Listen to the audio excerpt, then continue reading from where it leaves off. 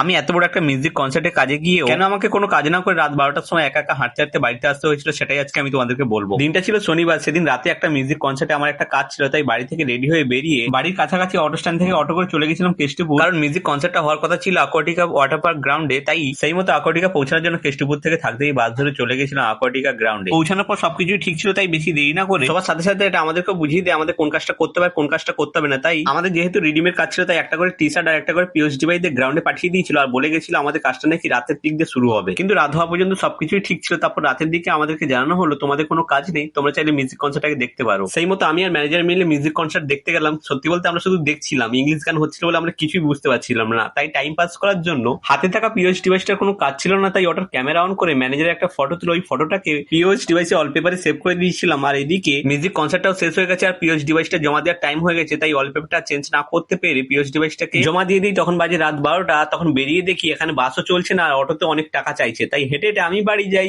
তোমরা চ্যানেলটাকে সাবস্ক্রাইব করো। বাই।